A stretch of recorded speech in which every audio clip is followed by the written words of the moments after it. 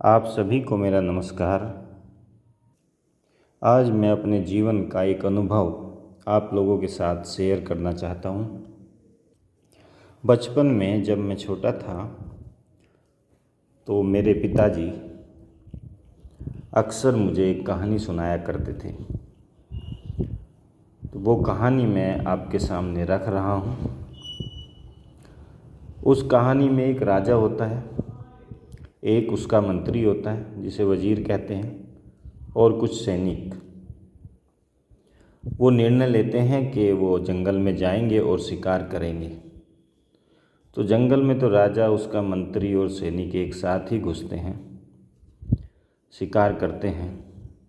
लेकिन कुछ समय बाद किसी हिरन के पीछे भागते हुए राजा अलग दिशा में चला जाता है, मंत्री दूसरी दिशा में चला जाता है, और जो सैनिक हैं वो किसी और दिशा में चले जाते हैं। तो तीनों जो है बिछुड़ जाते हैं। तो राजा किसी जानवर का शिकार कर रहा होता है। तो इस शिकार के वक्त उस राजा की एक अंगुली कट जाती है। कुछ समय बाद राजा, मंत्री और जो सैनिक हैं वो वापस राजमहल में लौटते हैं। राजा अपना इलाज कराता है और अगले दिन फिर से सभा लगती है।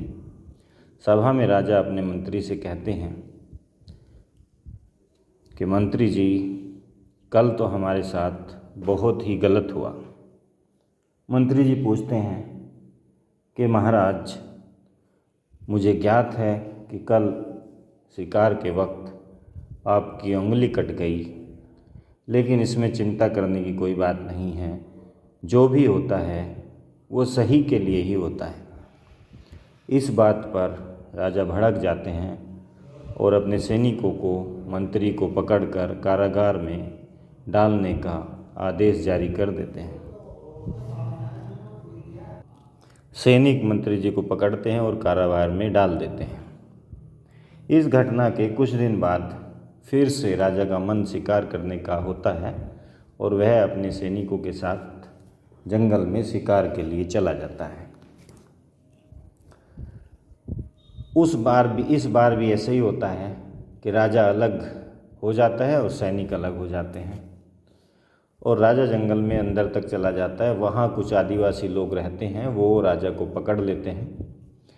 और उन आदिवासियों की एक प्रथा है कि वो नर बलि देते हैं। उनकी एक देवी है, कुल देवी है, जिसके आगे वो नर बलि देते हैं। उनका मानना है कि नर बलि देने से उनकी देवी प्रसन्न हो जाएगी। तो राजा को बलि के लिए तैयार किया जाता है। फिर उनमें से एक चिल्लाने लगता है और कहता है कि इस इंसान की बलि हम नहीं दे सकते। अगर हमने ऐसा किया तो हमारी देवी रुष्ट हो जाएगी, क्योंकि इसका तो एक अंग भंग हो रहा है, इसकी एक अंगुली कटी हुई है। वो राजा को भला बुरा कहते हैं और मारते पीटते हैं और जंगल से भगा देते हैं। राजा अपने राजमहल में आता है और सबसे पहले मंत्री जी को कारागार से मुक्त कराने का आदेश देता है। मंत्री जी को राजा के पास सामने लाया जाता है और राजा मंत्री जी से क्षमा मांगते हैं और कहते हैं कि मंत्री जी, आपका जो कथन था वो सर्वदा सत्य था। आज आपकी वजह से ही मैं जीवित हूँ। आपने जो कहा था कि जो मेरी अंगुली कट गई थी कि वो सही हुआ, वो तो बिल्कुल ठीक था। अगर आज मेरी अंगुली ना कटी हुई होती तो आज मेरी बलि चढ़ गई होती। मैंने आपको निर्दोष होते हुए भी कारागार में डाला, इसके लिए मैं आपसे क्षमा मांगता हूँ। मंत्री जी राजा को कहते हैं, सम्राट, आपने जो मुझे कारागार में डाल दिया वो भी आपने सर्वदा उचित ही किया था। राजा आश्चर्यचकित होता है और मंत्री से पूछता है कि वो किस एंगल से सही था। मंत्री जी उनको कहते हैं, मंत्री जी राजा को कहते हैं कि अगर आप मुझे कारागार में न डालते तो इस बार मैं आपके साथ ही रहता और वो आदिवासी लोग आपको छोड़कर मुझे बलि के लिए तैयार करते, क्योंकि मेरा तो कोई अंग भंग नहीं था और मेरी बलि दे दी जाती। इसलिए आपके इस डिसीजन से कि मुझे कारागार में डाल दिया जाए, मेरी जान बच गई। इसीलिए मैं कहता हूँ कि जो भी होता है वो सही के लिए ही होता है। इस कहानी से तो हमें ऐसा महसूस होता है कि हम केवल इस दुनिया में अभिनय कर रहे हैं। ये दुनिया तो भगवान या कोई जो सुप्रीम पावर है, जो एक महाशक्ति है, उसके द्वारा रचित है। हमें तो यहाँ केवल अभिनय करने के लिए भेजा गया है। लेकिन उस शक्ति की जो माया है, उसके कारण हम खुद को ही कर्ता मान लेते हैं। हम सोचने लगते हैं कि जो भी कुछ कर रहे हैं वो हम ही कर रहे हैं, और जैसा भी हम कर रहे हैं वो सही कर रहे हैं। घमंड, लोभ, पाप, अधर्म, ये सब हमारे ऊपर हावी रहते हैं।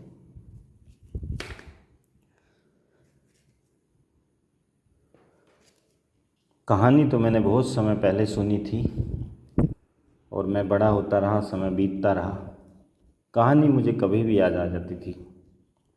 लेकिन मैं सोचता था कि ये तो कहानी है, ये बनाई ही इस तरह से गई है कि लोगों को लगे कि हाँ, जो भी कुछ हो रहा है वो सही ही हो रहा है। अब कुछ दिन पहले मैंने इस कहानी को अपने जीवन के ऊपर अप्लाई करके देखा। मैं अपनी पूरी स्टोरी तो नहीं सुनाऊंगा, लेकिन एक छोटी सी अपने जीवन की बात आप लोगों के साथ शेयर करना चाहूँगा। एक समय था जब मैंने और मेरे दोस्तों ने, एक एग्ज़ाम होता है यूपी में, यूपी टीजीटी, जो एक सिंगल एग्ज़ाम होता है जिसमें 100 क्वेश्चन आते हैं और सारे ऑब्जेक्टिव टाइप होते हैं, और उसको क्वालिफाई करने वाला सहायक अध्यापक बन जाता है। सहायता प्राप्त माध्यमिक स्कूलों में, जिनको एडेड बोलते हैं, जिनमें जो ज़मीन है या जो स्कूल हैं वो तो किसी प्राइवेट संस्था के द्वारा बनाए गए होते हैं, लेकिन जो अध्यापक गण आते हैं वो आयोग से आते हैं, उनकी सैलरी वगैरह आयोग से आती है, लेकिन वो पूर्ण रूप से सरकारी नहीं होते, अर्ध सरकारी आप उन्हें कह सकते हैं। तो उस एग्ज़ाम में मेरे ज़्यादातर जो दोस्त हैं वो उनका चयन हो गया और उनको ज्वाइनिंग भी मिल गई, लेकिन मेरा दुर्भाग्यवश चयन नहीं हो पाया। उस वक्त मुझे बहुत ही बुरा लगा, हीन भावना मेरे अंदर घर कर गई। मुझे लगा कि भगवान मुझसे रुष्ट है। मेहनत तो मैंने भी बहुत की थी, यार दोस्त भी मुझे कॉल करते थे और कहते थे कि तुम्हारा कैसे नहीं हुआ, हम तो सच में आश्चर्यचकित हैं कि तुम्हें तो हमसे अच्छी नॉलेज थी, तुम्हारा हो जाना चाहिए था। लेकिन उस टाइम मेरे पास कोई जवाब नहीं था, मैं उन्हें कुछ नहीं बोल पाता था। धीरे धीरे मैंने उनसे बातें करना भी कम कर दी थी। उसके 1 साल बाद यूपी में एक और भर्ती निकलती है जिसमें केवल 40 वैकेंसीज थी, और ये गवर्नमेंट जीआईसी की थी, गवर्नमेंट इंटर कॉलेज की, और प्रवक्ता पद के लिए ये भर्ती थी। इसमें एक प्री एग्ज़ाम होता है और फिर एक मेंस एग्ज़ाम होता है। उसके बाद भी काफ़ी प्रोसीजर हैं, उन सब को कंप्लीट करने के बाद में चयन मिलता है, नियुक्ति मिलती है। तो मेरे जो फ्रेंड्स हैं जो सहायक अध्यापक बन गए थे, उन लोगों ने और मैंने फिर से ये परीक्षा दी। उनके पास तो पहले से नौकरी थी, मेरे पास कोई नौकरी नहीं थी, मेरे ऊपर बहुत सारा प्रेशर भी था। लेकिन भगवान की लीला देखिए कि मेरा चयन गवर्नमेंट इंटर कॉलेज में प्रवक्ता पद के लिए हो गया, और उन लोगों का नहीं हो पाया। उनमें से कुछ का एक दो का हो गया था, लेकिन जो पहले ही चयनित थे सहायक अध्यापक के पद पर उनका नहीं हो पाया। उनसे मैंने पूछा कि ऐसे कैसे हुआ, तो उनमें से कुछ बुद्धिजीवियों ने जवाब दिया कि हमने तो प्रिपरेशन ही नहीं की थी, क्योंकि ये हमें तो जॉब मिल गई थी, हम उसमें सेटिस्फाई हो गए थे। कुछ ने कहा कि हमें समय नहीं मिला, हम काम में थे, तुम तो फ्री थे, इसलिए तुम्हारी तैयारी हो गई होगी और तुम्हारा यहाँ पर चयन हो गया। चलो, कारण जो भी रहा हो। तब मुझे ये मेरे जो पिता हैं उनके द्वारा सुनाई गई, बचपन में सुनाई गई ये कहानी मुझे याद आती है। और मैं सोचता हूँ कि उस वक्त जब मेरा चयन सहायक अध्यापक के लिए नहीं हो पाया था, जो मुझे बुरा फील हो रहा था, वो तो मेरे सही के लिए ही हुआ था। क्योंकि अगर मेरा उस समय चयन हो गया होता, तो जिन कारणों से मेरे दोस्त बता रहे हैं कि उनका प्रवक्ता पद पर, लेक्चरर की पोस्ट पर सिलेक्शन नहीं हो पाया है, वो कारण तो मेरे साथ भी होते और मैं भी सेटिस्फाई हो जाता उस नौकरी से, और मैं जितने एफ़र्ट किए हैं उतने एफ़र्ट शायद ना करता, शायद मेरा प्रवक्ता पद के लिए चयन ना होता और आज मैं सहायक अध्यापक ही रह जाता। तो उस टाइम जो भी मेरे साथ हुआ, मेरा चयन ना होना, वो उस वक्त तो मुझे बहुत बुरा लग रहा था। लेकिन अगर आज मैं सोचता हूँ तो शायद वो अच्छा ही हुआ, वो तो मेरे जो है बेनिफिट का था, मेरे लिए लाभदायक ही था। तो ये कहानी मेरे जीवन पर भी सटीक बैठती है। ये जो मैंने घटना बताई, इस घटना को अगर मैं उस कहानी से रिलेट करूं तो ये बिल्कुल सटीक बैठ रही है। उस समय जो मुझे डिसीजन गलत लग रहा था, आज मुझे वो जो मेरे साथ हुआ था उस टाइम, जो मुझे बहुत गलत लग रहा था, आज मुझे वो सही लग रहा है।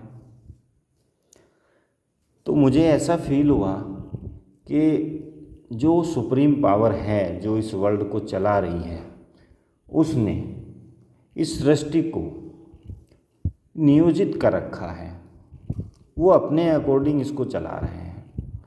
हम सबको उन्होंने कोई ना कोई रोल दिया हुआ है और वो उन्हें ही हम भगवान कहते हैं। और वो भगवान जो हैं वो गुणों के भंडार हैं, दयालु हैं, परोपकारी हैं।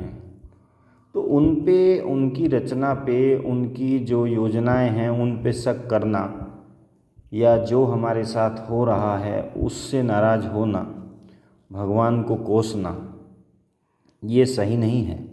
क्योंकि वो माता पिता जैसे अपने बच्चे के लिए बुरा नहीं सोचते, ऐसे ही भगवान भी हमारे माता पिता ही हैं, वो भी हमारे लिए कभी बुरा नहीं सोचेंगे।